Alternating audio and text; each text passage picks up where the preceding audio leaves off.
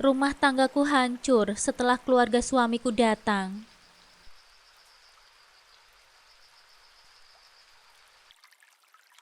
Assalamualaikum sahabat Bunda. Semoga Allah selalu memberikan kesehatan dan kebahagiaan untuk kita semua. Buat sahabat Bunda yang sudah subscribe, semoga rezekinya dilancarkan ya. Amin ya robbal alamin.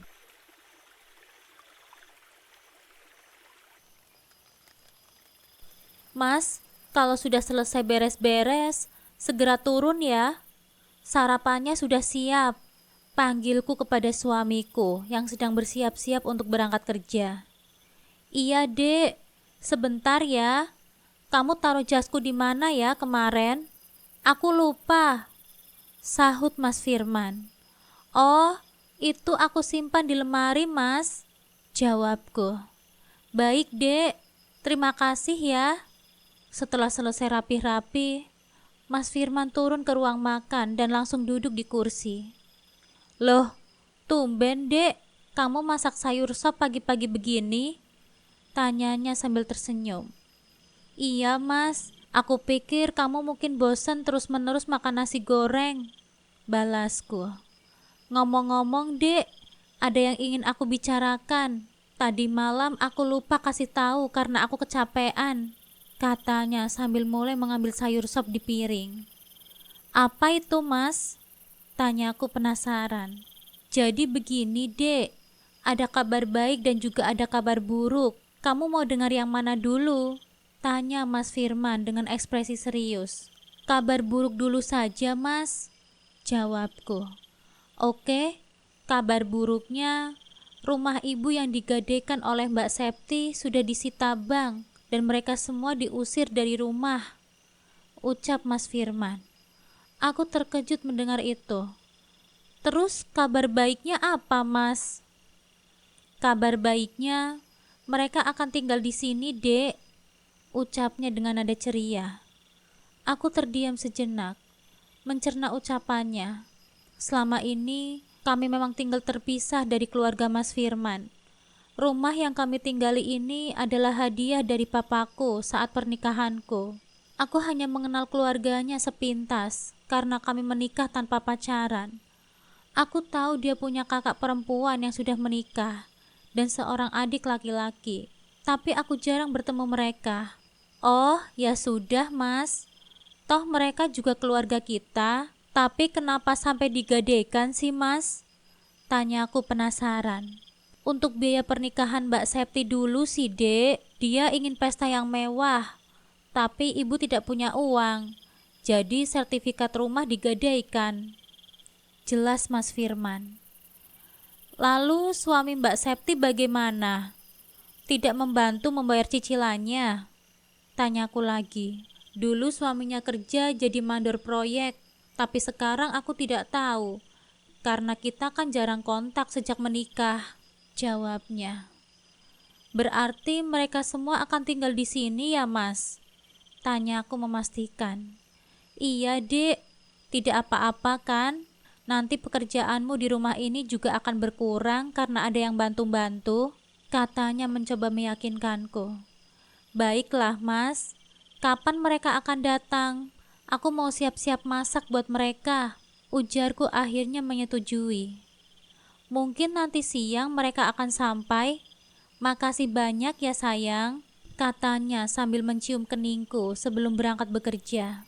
Aku, Ilma, menikah dengan Mas Firman setahun yang lalu. Meskipun belum dikaruniai anak, rumah tangga kami bahagia. Mas Firman bekerja sebagai manajer pemasaran di sebuah perusahaan telekomunikasi dan memberiku uang bulanan 5 juta rupiah, yang lebih dari cukup untuk kebutuhan sehari-hari. Aku juga mempunyai usaha wedding organizer yang aku kelola bersama karyawanku. Setelah Mas Firman pergi, aku langsung pergi ke pasar untuk belanja bahan makanan dan segera memasaknya setibanya di rumah. Jam 12 siang, semuanya sudah siap di atas meja makan. Ting tong, bel rumah berbunyi. Itu pasti keluarga Mas Firman. Ting tong, mereka menekan bel dengan cepat, seperti tidak sabar. Lama sekali sih, ibu sudah kepanasan nih. ucap ibu mertua saat aku membuka pintu. Ibu, ini Ilma. Mas Firman masih di kantor. Mungkin sebentar lagi dia akan pulang. Jelasku sambil mencium tangan ibu dan mempersilahkan mereka masuk. Wah, rumah Firman besar sekali ya, Bu. Tahu begitu dari dulu kita tinggal di sini, ujar Iksan, adik Mas Firman. Iya, aku juga kaget ternyata rumah Firman semewah ini, tambah Mbak Septi. Aku merasa aneh, mereka tidak menyapaku sama sekali, seperti aku tidak dianggap. Kamu itu pembantu ya di sini? Angkat koper-koper ini ke dalam, ujar Iksan, menyerahkan koper-koper itu padaku. Aku masih bingung dan diam di tempat, namun suara salam dari pintu depan mengalihkan perhatianku. Assalamualaikum. Itu suara Mas Firman. Waalaikumsalam. Aku segera mengambil tas kerjanya dan menciumnya Taksim. Sekarang gantian mereka yang bengong. Iksan, Bang Bayu, Mas Firman memeluk mereka berdua. Baru sampai apa sudah dari tadi? Oh iya, sudah kenalan belum? Ini istriku, Ilma namanya. Mas Firman memperkenalkan aku kepada mereka. Hah? Aku kira tadi dia itu pembantu, karena pakaiannya norak sekali. Iksan terang-terangan mengejekku. Norak? Enggak lah, daster itu kan memang nyaman dipakai di rumah. Iya kan sayang? Mas Firman melihatku. Aku hanya tersenyum. Ya sudah, makan dulu yuk. Semuanya sudah siap kan, Dek? Tanya Mas Firman padaku. Sudah, Mas. Panggil Ibu dan Mbak Septi dulu. Tadi mereka sedang melihat-lihat rumah. Kami berkumpul di meja makan, lalu makan bersama. Maaf ya, Mbak. Tadi aku kira kamu itu pembantu. Habis Mbak Ilma pakaiannya seperti itu sih. Iksan lalu tertawa. Aku tersenyum dengan terpaksa. Dia itu seperti minta maaf apa enggak sih? Aku sudah selesai. Aku mau tidur dulu. Kamarnya yang mana ya? Bayu suami Mbak Septi bertanya kepada Mas Firman. Di lantai 2, Mas. Di sana ada 2 kamar. Untuk kamu sama Mbak Septi. Satunya biar untuk Iksan. Ibu tidur di bawah saja biar nggak capek naik turun tangga. Mas Firman menjelaskan. Mereka masuk kamar tanpa membantu mencuci piring. Oke, mungkin mereka lelah setelah perjalanan panjang. Pagi hari setelah aku selesai sholat subuh, aku mulai memasak sarapan.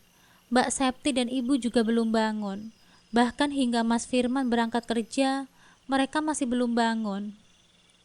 Aku melanjutkan dengan mencuci baju. Memang untuk baju-baju yang tipis dan kemeja Mas Firman, aku kucek sendiri, tanpa menggunakan mesin cuci. Bruk, tiba-tiba Mbak Septi memberikan setumpuk cucian kepada aku. Minta tolong ya sekalian dicuciin. Aku masih capek, kata Mbak Septi dengan santai. Sayang, aku lapar. Ada makanan nggak? Tanya Mas Bayu tiba-tiba. Kamu sudah masak buat sarapan kita belum? Mbak Septi malah bertanya kepadaku. Aku mengangguk. Ada Mas, ayo kita sarapan dulu, ajaknya. Iksan turun dari lantai 2 lalu minta uang kepadaku. Mbak minta cepet dong buat beli kuota. Belum sempat aku menjawab, suara ibu berteriak dari kamarku. Ilma, baju warna putih ini buat ibu ya. Bajunya bagus banget. Ibu suka. Aku bingung. Apa-apaan keluarga ini? Nanti ya, aku izin dulu sama Mas Firman. Tanpa menunggu jawaban Iksan, aku segera menuju kamarku. Tanpa ibu mengacak-ngacak isi lemariku. Beberapa baju bahkan berserakan di lantai. Ibu, apa yang ibu lakukan di kamarku? Aku syok melihat kamarku berantakan. Ilma, kamu kok nggak bilang sih kalau kamu punya baju bagus-bagus seperti ini? Kamu kan cuma di rumah saja. Jadi baju ini buat ibu saja ya. Ibu mengambil beberapa baju dan membawanya keluar kamar, tanpa membereskan kekacauan yang dia lakukan. Aku hanya bisa menangis saking kesalnya. Pada malam harinya, Mas Firman akhirnya pulang. Sepanjang hari, keluarganya hanya menghabiskan waktu dengan berdiam diri di kamar masing-masing, termasuk ibu mertuaku. Aku pun menceritakan semua kejadian yang aku alami hari ini kepada Mas Firman. Kasih sajalah, Dek. Toh kamu bisa beli lagi kan? Jawab Mas Firman dengan santai. Tapi Mas, apa kamu nggak mau menegur mereka? Maksudku, supaya mereka mau sedikit membantu mengurus rumah. Tanyaku, berharap Mas Firman mengerti keadaanku. Ini kan baru hari pertama, Dek. Mungkin karena mereka masih malu-malu untuk bergerak.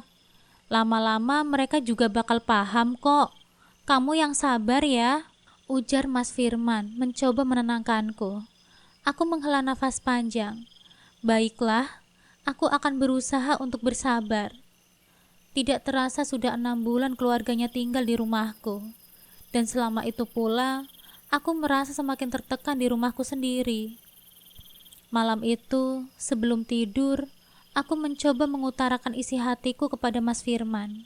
Mas, keluargamu sudah 6 bulan loh tinggal di sini. Apa nggak ada rencana untuk menyewa rumah buat mereka?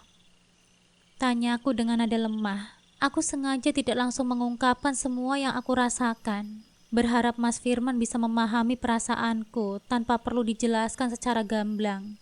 Kenapa sih, Dek? Apa mereka bikin kamu merasa nggak nyaman ya? Tanya Mas Firman, menatapku penuh tanya. Enggak sih Mas, aku cuma merasa sedikit asing saja dengan keberadaan mereka. Jawabku, masih menahan diri untuk tidak menceritakan semuanya. Ya sudah Dek, nanti kita bahas ini lagi ya, kata Mas Firman sambil menghela nafas. Oh iya, Mas ada tugas keluar kota besok. Mungkin bakalan sebulan karena perusahaan mau buka cabang di sana. Tolong siapkan keperluannya ya, tambahnya sambil mengalihkan pembicaraan. Lama banget Mas? Tanyaku heran. Biasanya tugas dinas Mas Firman hanya 2 atau 3 hari. Tapi kali ini sampai sebulan. Iya, sekalian ini kesempatan buat promosi jabatan, Dek. Doain Mas ya. Kamu jaga diri baik-baik ya di rumah. Ujarnya dengan senyum lebar. Malam itu, Mas Firman tersenyum penuh semangat. Dan kami menjalankan kewajiban suami istri untuk terakhir kalinya. Sebelum dia pergi dinas dalam waktu yang cukup lama. Sebelum subuh, Mas Firman sudah pergi.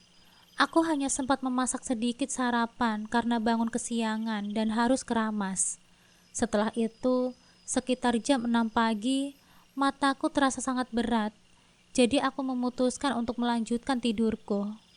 Namun samar-samar aku mendengar suara gedoran di pintu kamar. Ilma, buka pintunya. Udah jam berapa ini? Kenapa kamu belum masak sarapan? Suara ibu mertuaku memecahkan keheningan. Tadi aku sudah masak sedikit, Bu. Mungkin masih ada kalau cuma buat ibu. Jawabku dari dalam kamar. Masak kok cuma sedikit sih? Di rumah ini kan banyak orang. Cepat masak lagi. Kasihan tuh anak-anak ibu pada kelaparan, katanya dengan nada perintah. Mau tidak mau, aku menuruti perintahnya. Aku pergi ke dapur, mengambil bahan-bahan dari kulkas, dan mulai memasak.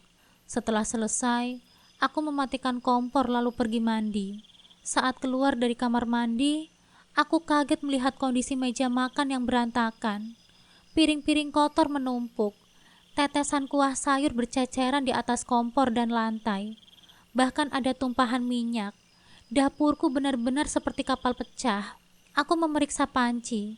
Sayur yang sepanci penuh sudah habis tidak tersisa. Ayam goreng yang aku buat 10 potong, kini hanya tinggal tulangnya saja. Padahal aku sendiri belum sempat makan. Dengan kesal, aku memanggil Mbak Septi. Mbak Septi. Dia berhenti berjalan dan menoleh ke arahku. Apa? Tanyanya dengan nada datar. Mbak gak ada niatan buat bantuin bersihin dapur? Atau minimal cuci piring bekas makan sendiri? Tanyaku mencoba menahan kesal. Kamu itu kenapa sih? Biasanya juga kamu gak ada masalah. Kok sekarang jadi cerewet? balas Mbak Septi dengan nada tidak suka. Cerewet, Mbak coba lihat dapur ini. Seperti apa kondisinya, Mbak? Bersihin dulu sana. Aku mulai tidak bisa menahan nada suaraku. Loh, enak saja kamu nyuruh-nyuruh. Aku kan cuma numpang di sini. Ya wajar dong dilayani. Masa tamu harus beres-beres sih? Katanya sambil mengibaskan rambutnya. Aku menahan diri untuk tidak meledak. Mbak, kalau numpang di rumah orang itu, ya seharusnya tahu diri. Ikut bantu-bantu, Mbak. Dan tamu itu cuma sehari atau 2 hari. Bukannya malah 5 bulan kayak kalian. Ilma, kamu itu kenapa sih? Biasanya diam aja, kok sekarang jadi sensitif banget? Kami ini kan keluarga suamimu. Dan melayani keluarga suami itu ibadah buat kamu. Katanya seolah-olah menguntip ceramah. Aku mendengus kesal. Mbak, gak usah bawa-bawa teori ngaco. Aku cuma minta kalian bantu sedikit saja. Gak usah malas-malasan, Mbak. Yang malas itu kamu. Biasanya juga kan kamu yang ngerjain semuanya sendiri. Sejak Firman pergi, kamu jadi suka ribut, katanya lagi. Kali ini dengan nada lebih tinggi. Terserah kamu sajalah mau bilang apa, Mbak. Ini rumahku, jadi ikuti aturanku. Aku sudah cukup sabar ya selama 5 bulan ini. Tapi sekarang gak bisa lagi. Aku akhirnya meluapkan amarahku. Keributan kami rupanya menarik perhatian ibu mertua. Ada apa sih ini? Ribut-ribut sampai kedengeran dari kamar, katanya sambil mendekat. Mbak Septi langsung mencari pembelaan. Bu, Ilma ini menyuruh aku untuk membersihkan dapur. Ini kan rumah dia ya, Bu. Seharusnya dia dong yang beresin. Aku terdiam, menunggu apa reaksi ibu mertua. Ya nggak apa-apa lah Septi, kan cuma hari ini saja. Asal nggak tiap hari, bantuin aja sedikit. Benar kan Ilma? Katanya sambil menoleh ke arahku. Aku menghela nafas panjang. Teorinya ternyata lebih parah dari Mbak Septi. Tanpa berkata apa-apa lagi, aku meninggalkan mereka. Rasanya kepalaku hampir pecah menghadapi teori-teori abstrak mereka. Ilma, jangan pergi. Beresin dulu dapurnya, teriak Mbak Septi dari belakang.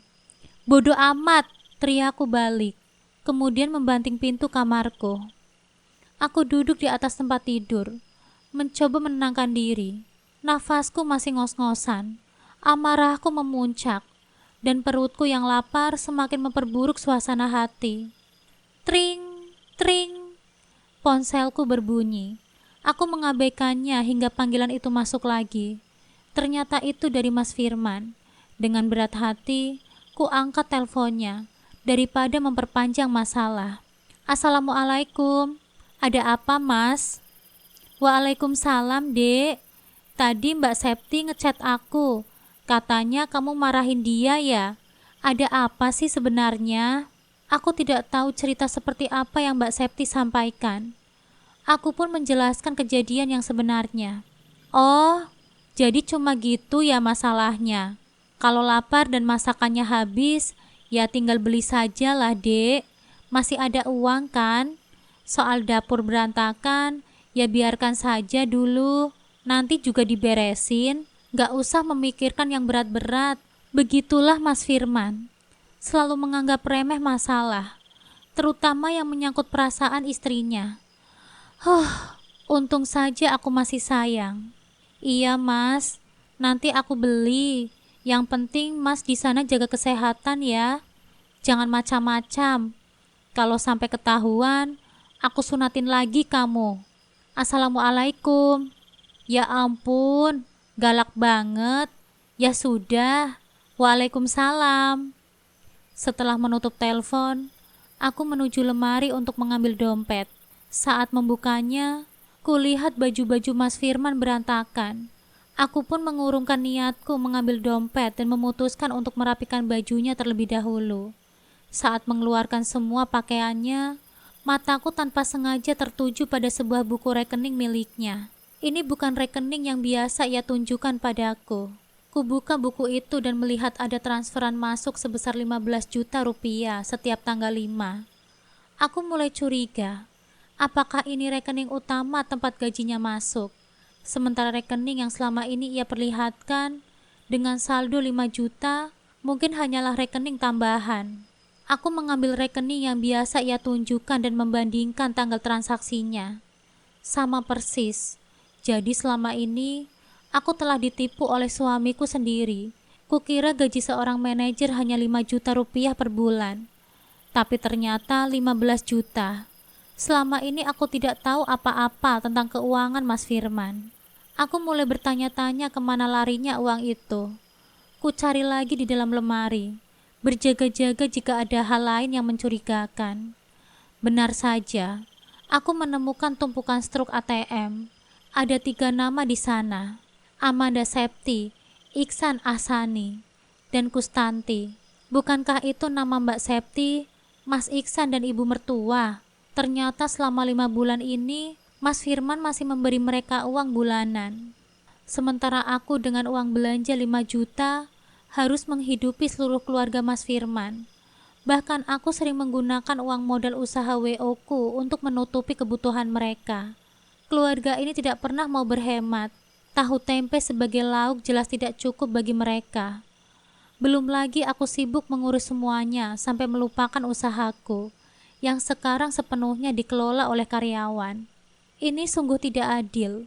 Ada 6 orang dewasa di rumah ini, tapi hanya 1 yang bekerja. Dan kenapa Mas Bayu selama 5 bulan ini tidak pernah bekerja? Pergi keluar hanya untuk memancing. Apa Mbak Septi tidak pernah menyuruh suaminya untuk mencari pekerjaan? Aku meremas-remas kertas truk itu dengan geram, ingin membuangnya ke tempat sampah. Tapi kemudian ku ambil kembali sebagai bukti. Meski hatiku bergemuruh ingin meminta penjelasan dari Mas Firman, aku memilih menahan diri. Biarlah, besok aku akan menyelidikinya sendiri. Setelah membereskan baju-bajunya, aku memutuskan untuk keluar rumah sejenak. Perasaan kesal yang membuncah perlu diurai. Setidaknya, sedikit udara segar bisa meredakan amarahku. Saat aku keluarkan motor, kulihat Iksan sedang di pojokan halaman rumah. Aku yang curiga lalu mendatanginya. "Kamu lagi ngapain di situ?" Aku bertanya sambil memicingkan mata, mencoba melihat dalam gelap, karena memang di pojokan halaman termasuk sudut mati. Tidak tersorot lampu dari manapun karena terhalang pagar rumah. "Nggak ngapa-ngapain kok, Mbak." Dia nampak gelagapan dan menyembunyikan sesuatu di sakunya. Aku tidak bisa melihatnya karena gelap. "Mbak mau kemana malam-malam begini?" Iksan mengalihkan perhatianku. "Mau cari makan. Mbak pengen nasi goreng. Tadi semuanya kalian habiskan, padahal aku belum makan," jawabku. "Wah, kebetulan Mbak. Aku juga mau keluar. Udah sini, mana uangnya? Aku yang beli saja." Aku heran, tumben dia mau membelikan buatku. Biasanya juga dia yang menitip padaku. Tapi siapa tahu dia memang mau menolongku karena ini memang sudah malam. "Ini uangnya." Aku memberikan uang 50.000 rupiah. "Kok cuma segini sih?" "Kurang lah Mbak, tambahin lagi dong. Nanti ibu sama yang lainnya gimana?" pintanya padaku. Aku memberikan selembar lagi uang merah kepadanya. Dia pun mencium uang itu lalu pergi dengan motorku. Aku menunggu di kamar dengan tidak sabar. Terlihat jam dinding sudah pukul 9 malam. Itu berarti sudah 2 jam aku menunggunya. Perutku sudah tidak bisa lagi diajak kompromi. Aku langsung ke dapur untuk mencari mie instan. Sampai di pintu depan, aku mengelus dada. Keadaan masih sama, tidak ada yang berbeda sedikit pun. Dengan sedikit emosi, aku membereskan kekacauan yang dibuat mereka. Mie pun akhirnya matang. Aku memakannya dengan lahap. Belum habis miku, aku mendengar suara motor masuk.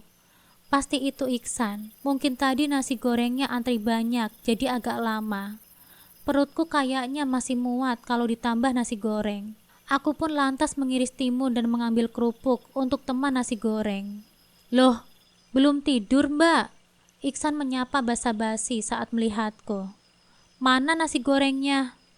"Maaf Mbak, tadi habis beli nasi goreng ketemu sama teman-teman lamaku. Kita ngobrol bareng, akhirnya habis deh nasi gorengnya."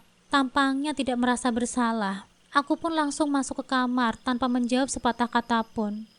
Kupukul bantal sebagai pelampiasan. Mau marah tapi sayang tenagaku. Untung sudah makan mie instan. Pagi hari setelah sholat subuh, biasanya aku akan bikin sarapan untuk semua orang. Tapi kali ini tidak. Aku hanya ingin sarapan untuk diriku sendiri. Biarkan saja. Mereka juga sudah besar. Bahkan makanan juga tersedia lengkap karena aku biasa menyisihkan dari usaha WO-ku. Setelah sarapan, aku hendak pergi ke tempat usaha WO-ku. Letaknya tidak jauh, hanya 45 menit perjalanan. Saat aku telah bersiap-siap, ibu mertuaku baru bangun. "Mau kemana kamu, Ilma?" Ibu bertanya sambil mengucek-ngucek matanya. "Aku mau kerja, Bu," jawabku singkat. "Loh, terus kalau aku lapar nanti gimana? Yang beres-beres siapa?" ucap ibu mertuaku. "Kalau lapar ya tinggal makanlah, Bu. Banyak bahan yang bisa diolah. Gak mau masak? Beli saja. Gitu aja kok repot. Sudah berani ngebantah ya kamu?" "Betul kata Septi. Kamu pasti salah minum obat. Di mana-mana itu menantu yang masak. Bukan malah sebaliknya. Ini kok malah ibu disuruh masak sih?" "Gak mau ah," cerocos ibu. "Kalau gak mau ya seperti kataku tadi, Bu. Beli saja. Ibu kan selalu dapat uang dari Mas Firman." Aku mencoba memancing mertuaku agar bercerita. Siapa yang bilang? Gak ada kok yang ngasih uang." "Oke, Fik. Aku harus cari tahu sendiri." Mertuaku gak mau jujur. "Ya sudah, aku berangkat dulu ya, Bu. Assalamualaikum." Tunggu Ilma." Ibu mertuaku malah memegang motorku sehingga tidak bisa maju. "Apalagi sih, Bu? Mana uangnya sini?" pintanya. Aku pun mengambil selembar uang dan memberikannya kepada ibu. Lalu aku kabur. "Kurang ajar kamu, Ilma. Masa kamu kasih cuma 2.000 rupiah sih? Memangnya aku bocah?" Suara ibu marah-marah. Masih sedikit terdengar. Tapi bodoh amatlah. Sesampainya di tempat usaha WO-ku, karyawan kepercayaanku, Fani, memberitahu hal yang mengejutkan. "Bu, tadi bapak telepon minta ditransfer uang 10 juta. Katanya sudah bilang pada ibu. Apa itu benar?" tanya Fani. "Apa? Gak benar itu. Aku tidak pernah meminta Mas Firman untuk mengambil uang dari sini. Kamu tanya buat apa uang itu?" "Maaf, Bu. Saya gak berani nanya," ucap Fani. "Berarti kamu sudah kirim uang itu ke bapak?" tanya aku kemudian. Fani menggelengkan kepalanya. "Syukurlah kalau begitu." Aku semakin heran dengan kelakuan Mas Firman. Mulai dari luar kota selama sebulan, lalu meminta transfer uang 10 juta. Aduh, pagi-pagi sudah bikin kepalaku pusing saja. "Van, tolong kamu bikinkan minuman hangat untukku. Sepertinya aku kena migrain." "Baik, Bu." Fani lalu undur diri. Apa yang sebenarnya terjadi? Segelas teh hangat datang. Aku meminumnya perlahan. Lalu aku mulai berpikir dari mana aku harus mencari tahu. Aku berpikir tentang kantornya. Ya, sebaiknya aku datangi saja kantornya dan menanyakan kepada Om Hairul. Mas Firman tidak pernah tahu bahwa kantor tempatnya bekerja adalah milik Om Hairul, adik ayahku.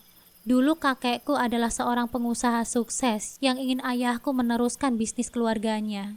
Namun ayahku lebih memilih menjalankan usahanya sendiri, sehingga kantor itu akhirnya dikelola oleh adiknya, Om Hairul.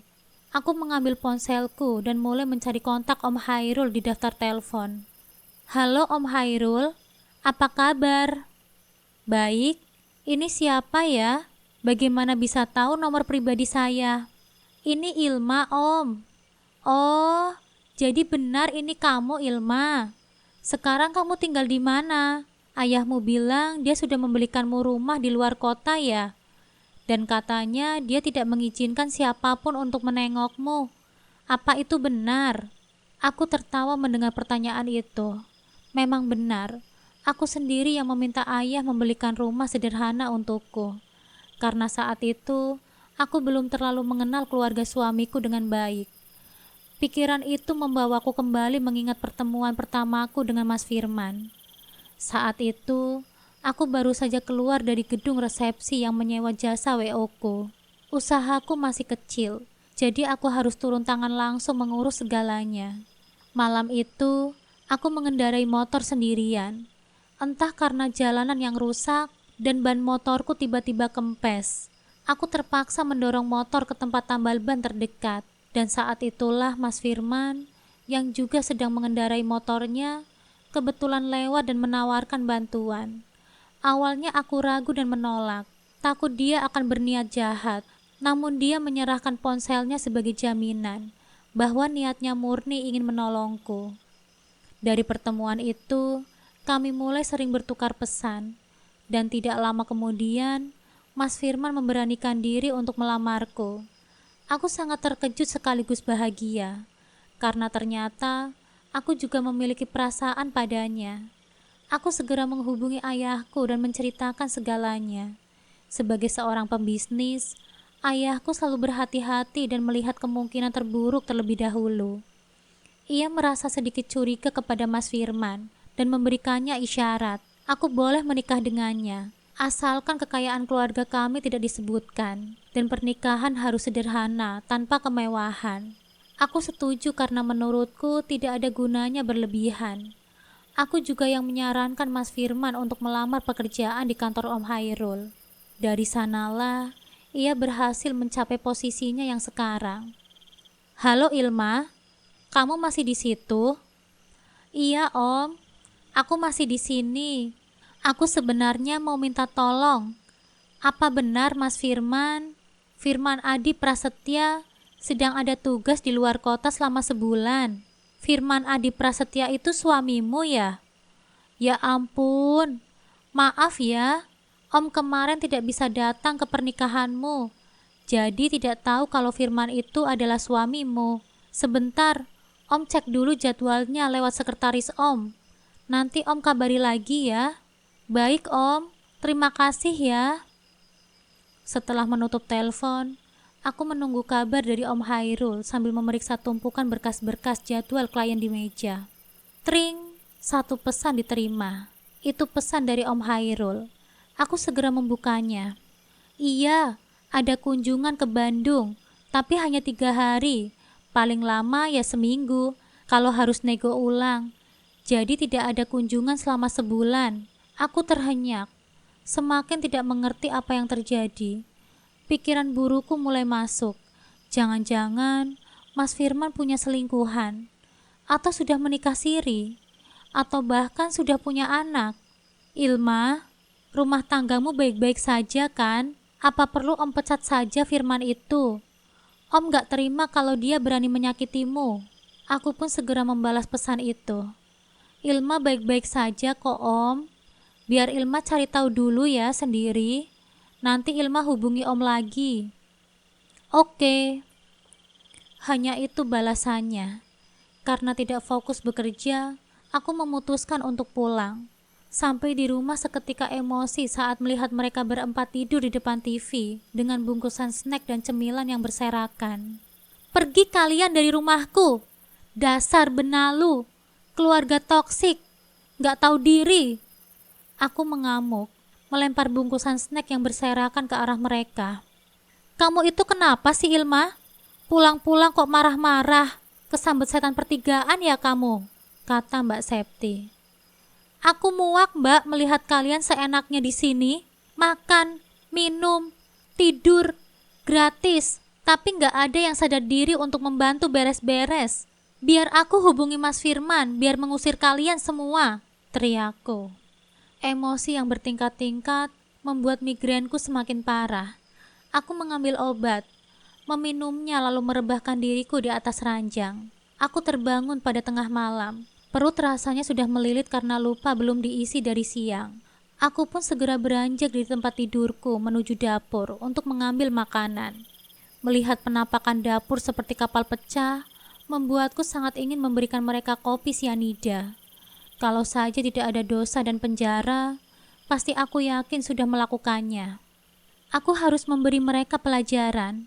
Kuhubungi temanku yang seorang IT, meminta peralatan CCTV mini yang tidak akan terlihat mata. Halo, ucapku begitu diangkat setelah derinya yang entah keberapa. Kamu pikir ini sudah jam berapa? Iya, maafkan aku, tapi ini mendesak. Aku ingin kamu menyediakan CCTV mini 5 set. Akan aku ambil besok. Dasar, seenak jidat saja kamu menyuruhku. Baiklah, akan aku sediakan Tuan Putri. Sip, makasih ya Rizky. Aku tersenyum. Rizky adalah teman masa kecilku. Dia sangat menyukai dunia IT. Pekerjaan sampingannya adalah menjadi hacker. Tapi tidak banyak yang tahu. Dia selalu memanggilku Tuan Putri. Karena sedari kecil, hidupku selalu dilayani. Aku hanya mengambil roti, selai dan segelas susu untuk sekedar mengisi perut. Saat sedang duduk sendirian, tiba-tiba ada yang menepuk pundakku. Aku menoleh. Ternyata itu adalah Bang Bayu, suami Mbak Septi. Kenapa Bang? Tanya aku berusaha bersikap biasa saja.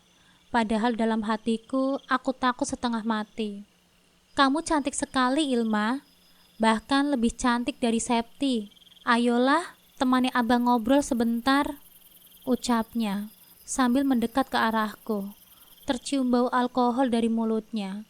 Aku perlahan mundur hingga mentok sampai di tembok dapur. Ini sudah malam, aku mau tidur dulu bang. Aku berusaha menghindar, hendak melewatinya, karena pintu dapur berada di belakangnya. Namun dia menahanku, mencengkram tanganku. Tangannya begitu kuat. Aku lantas berteriak karena takut terjadi apa-apa. Mbak Septi! Mbak Septi! Aku berteriak memanggil istrinya agar terbangun. Tapi dia tidak datang. Kamu tidak usah teriak. Septi tidak akan bangun kalau sudah tertidur. Tangannya semakin menahanku. Dia menarikku ke dalam pelukannya. Aku tetap berteriak meronta-ronta. Lalu tiba-tiba lampunya menyala. Mereka bertiga di sana, melihatku sedang dipeluk oleh Bang Bayu. Kalian sedang apa? Tanya ibu mertua. Wah, gak ada Mas Firman, Bang Bayu pun jadi. Iksan mulutnya emang minta disambal walaupun dia seorang laki-laki. Sayang, dia menggodaku. Tadi dia pura-pura ketakutan melihat kecoa. Ternyata langsung memelukku. Aku yang terkejut tidak bisa apa-apa. Bang Bayu berbohong, tapi sepertinya mereka percaya. Terlihat dari raut wajah mereka yang berubah setelah mendengarnya. Mbak Septi maju dan lalu menamparku. Aku yang tidak siap tidak bisa membalas. Bukan aku mbak, tapi suamimu yang hendak melecehkanku. Seharusnya aku yang marah bukan kamu. Aku berusaha mempertahankan harga diriku di depan mereka. Alah, mana ada maling aku. Bilang saja kamu naksir kan sama suamiku karena dia itu lebih ganteng. Iya kan? Mbak Septi menggandeng tangan Bang Bayu dan mengajaknya masuk ke dalam kamar. Ibu serta Iksan mengikutinya di belakang. Jantungku berdegup kencang hingga aku terduduk lemas di lantai.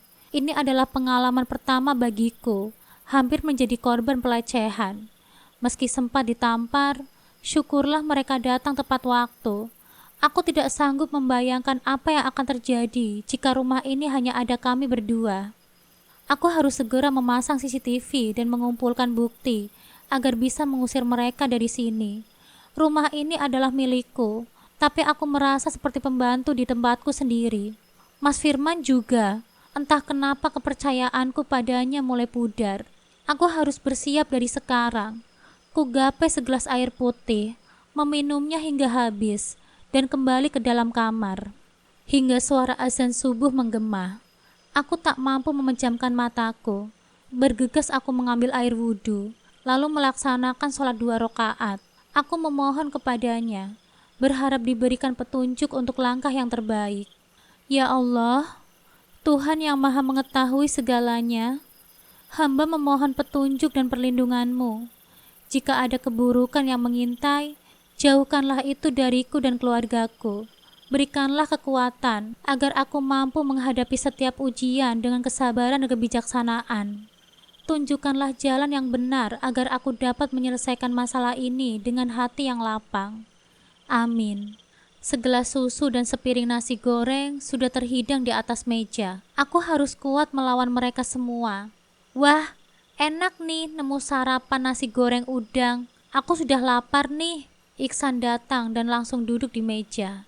Tidak lama kemudian, ibu dan kedua suami istri itu turun untuk makan. Biasanya memang aku sudah membagi per porsi di piring mereka. Aku berjalan ke wastafel, mencuci piring dan gelasku. Kemudian tanpa bicara sepatah kata pun, aku meninggalkan meja makan. Mereka melongo melihatku, karena biasanya aku akan sibuk di dapur, sementara mereka akan makan. "Ilma, mana makanan kami?" teriak ibu dengan kencang. "Iya nih, Mbak Ilma biasanya sudah melayani kami, kok sekarang malah masuk ke kamar? Gimana sih Mbak? Aku sudah lapar," ucap Iksan tak kalah sengit. "Tuh, nasi gorengnya tinggal yang di wajan. Ambil saja sendiri. Kalau kurang, masak aja sendiri." Aku pun berteriak dari dalam kamar. Aku mendengar suara cekcok di bawah. Aku tidak peduli. Mulai sekarang, aku sudah tidak sudi lagi menjadi pembantu di rumahku sendiri. "Ilma, buka pintunya cepat. Kamu harus masak lagi. Tadi nasi gorengnya cuma cukup buat Bayu dan Iksan. Aku sama mbakmu belum makan." Suara ibu di depan pintu kamarku. Luar biasa memang mertuaku itu. Nasi goreng yang tinggal sedikit pun justru diberikannya kepada dua laki-laki yang sehat, yang seharusnya bekerja, bukan malas-malasan di rumah. Aku mengambil headset dan memakainya.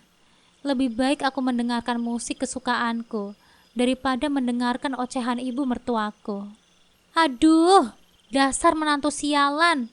Cepat buka pintunya, atau aku dobrak pintu ini." Ibu mertuaku masih betah marah-marah di depan pintu. Tidak lama kemudian hening. Mungkin sudah capek berteriak-teriak. Aku segera mandi dan berdandan secantik mungkin. Aku akan mengejutkan suamiku di kantor. Ya, semalam aku chat dengan Om Hairul. Aku diberitahu bahwa selama ini Mas Firman tetap masuk ke kantor seperti biasa. Hanya izin 3 hari karena memang ada di luar kota. Suamiku hebat. Di rumah aku dijadikan babu bagi keluarganya, tapi dia sendiri enak-enakan entah di mana. Kupandangi diriku dalam cermin. Cantik memang, cuma terkadang aku malas memakai make up kalau di rumah. Soalnya aku pikir ribet, toh tidak kemana-mana.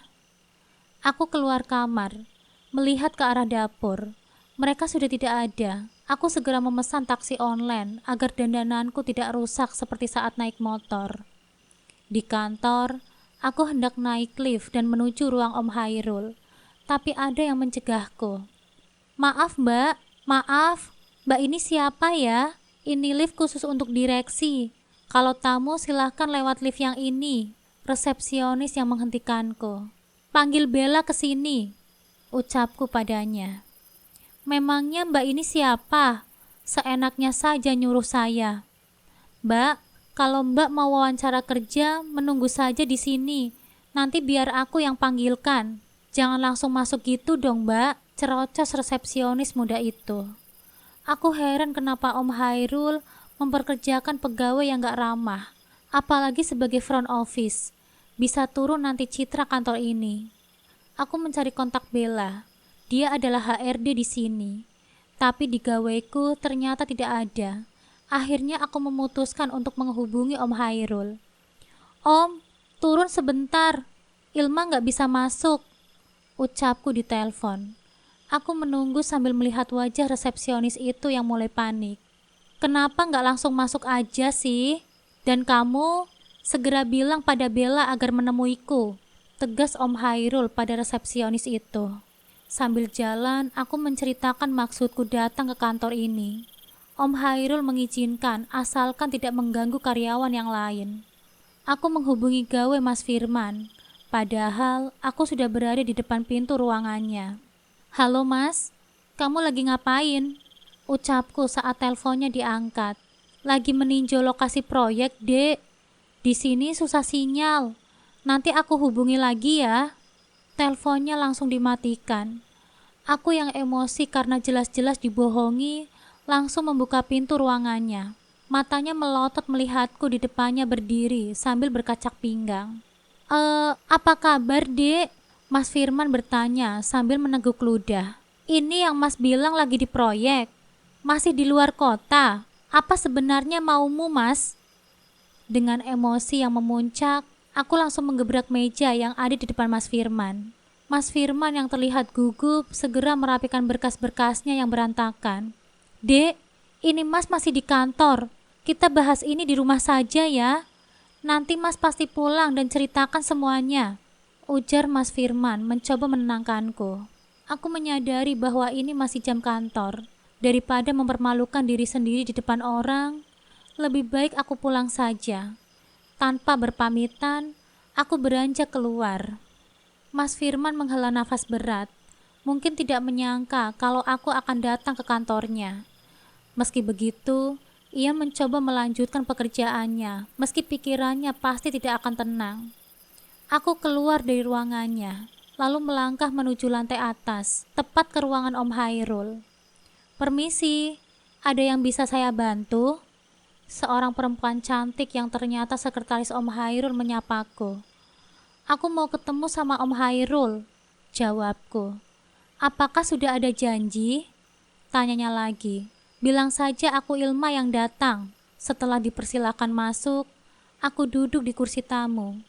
Om, kalau aku minta gaji Mas Firman ditransfer langsung ke rekeningku, bisa nggak Om? Tanya aku belak-belakan. Memangnya ada apa Ilma? Coba cerita jujur ke Om. Anggaplah Om ini pengganti papamu. Akhirnya aku menceritakan semuanya kepada Om Hairul. Keterlaluan, benar-benar keterlaluan si Firman itu. Keluarganya juga kurang ajar. Kenapa selama 5 bulan ini kamu diam saja? Om Hairul terlihat marah besar. Aku kaget, tidak menyangka ia akan semarah ini. Sudahlah Om, jangan marah-marah. Aku sudah punya rencana untuk mereka. Om awasi saja Mas Firman dari sini. Dia belum tahu kalau aku ini keponakan pemilik perusahaan ini. Biar nanti jadi kejutan untuk mereka. Om Hairul menghela nafas panjang. Baiklah, Om serahkan semuanya ke kamu. Rekening kamu masih ada kan? Nanti Om kirim uang untuk kamu. Jangan tunggu-tunggu suami kamu ngasih uang, katanya. Terima kasih ya Om, tapi tolong jangan kasih tahu Papa dulu ya Om. Aku nggak mau jantung Papa kumat lagi. Beres kalau begitu, jawabnya dengan mantap. Aku pulang ke rumah. Di jalan, aku melihat tetangga-tetangga menatapku dengan pemandangan aneh. Mari ibu-ibu, sapaku mencoba ramah kepada para emak-emak yang sedang bergosip itu. Kasian ya, ditinggal suami kerja, malah suami iparnya yang digasak. Salah satu dari mereka, seorang ibu berkaos biru menyindirku. Aku berhenti dan menatap mereka dengan tajam. Bu, kalau nggak tahu ceritanya, jangan banyak komentar. Urus saja anak ibu yang hamil di luar nikah itu, balasku sengit. Ibu itu kaget dan salah tingkah. Teman-temannya hanya saling pandang. Gak usah tanya aku tahu dari mana. Aku gak pernah urusin kalian, jadi jangan juga usik urusanku, kataku lagi, lalu melanjutkan langkahku. Sesampainya di rumah, seperti biasa, keadaannya berantakan. Aku mulai membersihkan sampah-sampah yang berserakan. Aku tidak tahan dengan rumah yang kotor. Ilma, setrikain bajuku sama Bayu ya. Nanti malam aku mau dinner. Aku gak mau bajuku kelihatan kusut, ujar Mbak Septi sambil melemparkan pakaian ke arahku. Aku refleks menangkapnya. Aku diam saja. Sudah ada rencana di benakku untuk baju ini. Oke Mbak, jawabku singkat. Saat menyapu rumah, tanganku menyentuh sesuatu di bawah kursi. Sebuah bungkusan plastik kecil. Apa ini? Pikirku. Ku buka dan mencoba mencicipinya sedikit. Rasanya aneh. Ini bukan gula. Mendadak aku pusing. Aku berhenti menyapu, mengambil segelas air putih, dan meminumnya sampai habis. Aku bergegas ke kamar, mencoba memikirkan apa sebenarnya isi bungkusan itu. Apakah ini barang terlarang? Cepat-cepat aku mengirim pesan ke sahabatku. Kapan kamu bisa pasang CCTV itu? Aku butuh secepatnya. Kapanpun kamu mau, Tuan Putri. Kamu sendiri nggak bilang kalau mau dipasang kapan. Iya, aku lupa. Besok ya, nanti aku kabarin jamnya. Oke. Aku menutup gawainya, lalu memesan tiket liburan untuk 5 orang. Keluar rumah, aku mencari ibu mertuaku. Ternyata ia sedang bergosip dengan para ibu-ibu tadi. Ibu, aku cariin dari tadi ternyata di sini, kataku sambil mendekat. Mereka semua langsung terdiam. Tatapan mereka aneh. Pasti ibu mertuaku sedang membicarakanku. Tumben nyariin, biasanya cuma bisa marah-marah, sindirnya. Aku menunjukkan tiket di tanganku. Aku mau kasih tiket liburan, tapi kalau nggak tertarik, ya sudah, aku jual saja. Enak saja. Mana mungkin aku nggak tertarik. Ibu mertuaku langsung merebut tiket itu. Ternyata menantu Bu Tanti itu baik ya. Katanya tadi pelit, suka marah-marah dan mandul, kata ibu berkaos biru itu lagi. Kata-kata itu menusukku. Aku memandang mertuaku dengan tajam. Apa maksud ibu bilang begitu? Tanyaku tegas. Lah, kan memang benar. Setahun menikah belum punya anak juga. Berarti kamu mandul kan? Jawabnya tanpa memperdulikan perasaanku. Aku tidak tahan lagi, tapi kali ini aku memilih untuk diam. Biarkan saja semua terjadi sesuai rencanaku. Aku duduk di ruang tamu, mendengarkan suara pintu terbuka dari arah luar. Mas Firman baru saja pulang kerja, dan ibu mertua langsung memanggilnya. Berharap dia akan terlibat dalam percakapan tentang tiket liburan yang baru saja ibu dapatkan. Namun aku bisa merasakan ketegangan yang ada di udara. Firman, akhirnya kamu pulang ke sini juga. Ibu sudah menunggumu. Lihat ini. Ibu merongrong Mas Firman yang baru saja masuk. Mas Firman hanya melirik sebentar, lalu tatapannya beralih ke arahku. Aku bersidekap. Mataku menatap tajam. Tidak seperti biasanya. Aku menyambutnya dengan senyuman. Kopi di meja, dan tas kerjanya aku ambil. Tapi kali ini berbeda. Dek, Mas Firman memanggilku. Namun ibu mertuaku langsung tersinggung. Firman, kamu ini ibu yang ngajak bicara, kenapa kamu malah panggil istrimu? Teriak ibu. Suaranya penuh kekesalan. Mas Firman menoleh. Terlihat ragu karena tidak ingin mengecewakan ibunya. Ada apa, Bu? Tanyanya sambil duduk, berusaha tetap tenang. Ibu dapat tiket liburan. Ayo cepat siap-siap, besok pagi kita berangkat, ucap ibu dengan semangat. Wah, asik nih liburan. Iksan ikut menanggapi. Aku hanya bisa tersenyum sinis dalam hati. Pergilah kalian. Aku punya urusan yang lebih penting dari liburan. Aku harus memasang CCTV di rumah ini, pikirku. Tapi Bu, aku baru saja pulang. Aku harus bicara dulu dengan Ilma. Mas Firman berusaha menolak. Tapi ibu tidak mudah ditolak. Sudah, nanti saja bicaranya kalau sudah malam. Sekarang antar ibu belanja dulu ya. Besok mau liburan, masa tidak beli baju sih? Ibu tidak peduli. Menyuruh Mas Firman segera mengantarnya. Septi, Bayu, cepat turun. Kita berangkat sekarang. Ibu berteriak memanggil anak dan menantu kesayangannya itu. Dan sepertinya teriakan Mbak Septi sudah dekat. Tentu saja tidak lama kemudian, aku mendengar suara Mbak Septi yang menggelegar. Ilma! Dengan penuh amarah, Mbak Septi turun dari tangga sambil membawa baju yang sebelumnya aku setrika. Aku memang sengaja merusaknya. Sudah cukup rasanya aku menjadi pembantu di rumahku sendiri, melayani semua orang. Sementara Mas Firman sendiri malah berkhianat. Jadi jangan salahkan aku kalau aku membalas dengan cara yang sama. Apa yang kamu lakukan dengan bajuku? Aku kan menyuruhmu untuk menyetrikanya biar gak kusut, bukannya malah merusaknya. Hardik Mbak Septi. Matanya melotot penuh amarah. Aku hanya menatap tajam. Ups, maaf Mbak, aku sengaja, jawabku dengan senyum yang sangat mengejek. Firman, kamu ajari istrimu supaya jadi istri yang penurut. Bukan seperti ini. Lihat ini, dia merusak bajuku.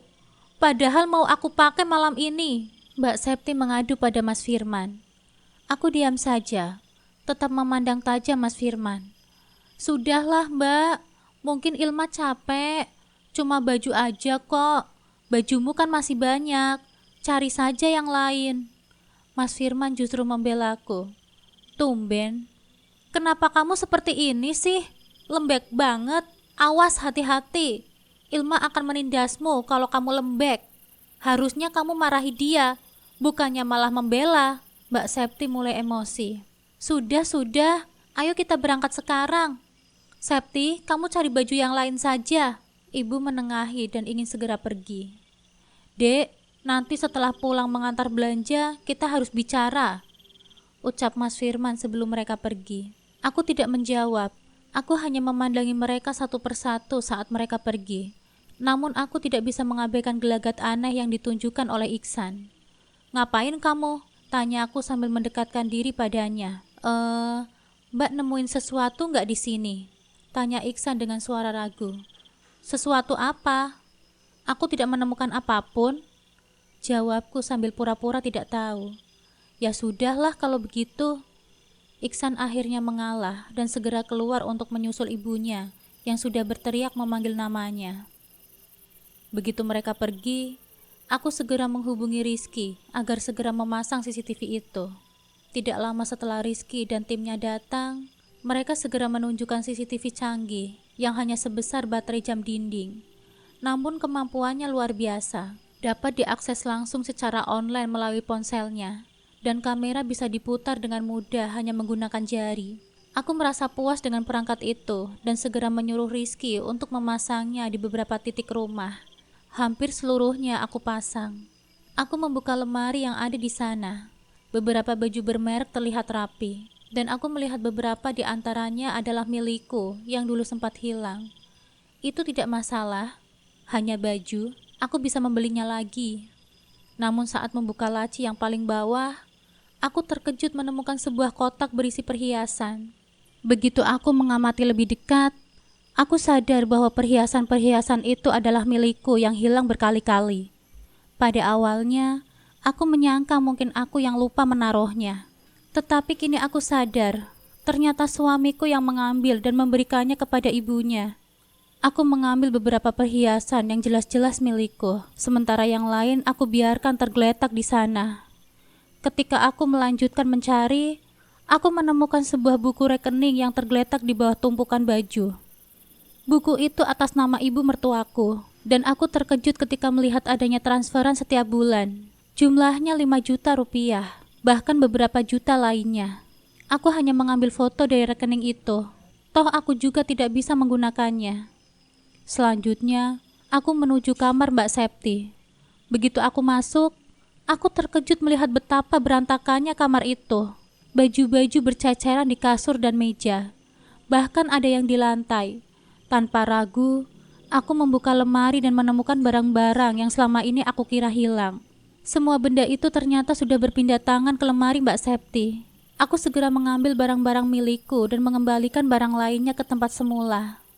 Saat membuka laci meja rias, aku menemukan sebuah foto lama. Di foto itu, Mas Firman nampak berfoto dengan seorang wanita dan Mbak Septi. Mungkin itu adalah foto mantan pacarnya. Sebuah perasaan nyeri menyentuh dadaku.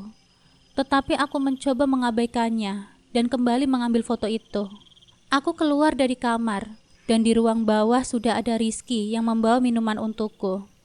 Apa yang kamu temukan, Tuan Putri? Tanya Rizky dengan senyum nakal. Hentikan panggilan itu. Kita sudah bukan anak kecil lagi ya, Rizky. Jawabku agak kesal. Bagiku, kamu akan selalu menjadi Tuan Putriku, katanya sambil tersenyum lebar. Kamu ini selalu bercanda, kataku sambil menepuk pundaknya pelan. Di bawah ada makanan, ajaklah teman-temanmu makan. Siap, selesai makan aku akan pulang. Kamu hati-hati ya di rumah sendirian, kata Rizky. Dan setelah itu ia turun sambil melambaikan tangan. Setelah beberapa saat, rombongan Mas Firman tiba. Aku segera bergegas ke kamar dan pura-pura tidur. Sebelum itu, aku menyimpan kunci duplikat kamar mertuaku dan iparku di tempat yang aman. Dek, kamu sudah tidur ya? Terdengar suara Mas Firman memanggilku. Aku tetap diam. pura-pura tertidur. Tiba-tiba, aku mendengar suara ponsel Mas Firman berdering. Aku sedikit membuka mata dan mengintip. Mas Firman membelakangiku, dan aku mencoba mendengarkan percakapan yang terdengar dari ponselnya. Aku tidak bisa pulang ke sana. Tolong bersabarlah, besok aku akan mampir ke rumahmu. Suara itu terdengar jelas, namun aku tidak tahu siapa yang sedang berbicara dengannya. Jangan. Baiklah, aku akan datang sekarang juga ya, tapi tidak bisa menginap. Suara itu kembali terdengar, dan aku semakin penasaran. Oke, love you too. Terdengar kalimat penutup itu. Aku langsung membuka mataku seketika mendengar kalimat itu. Perasaan yang sulit digambarkan memenuhi dadaku. Apa yang baru saja aku dengar?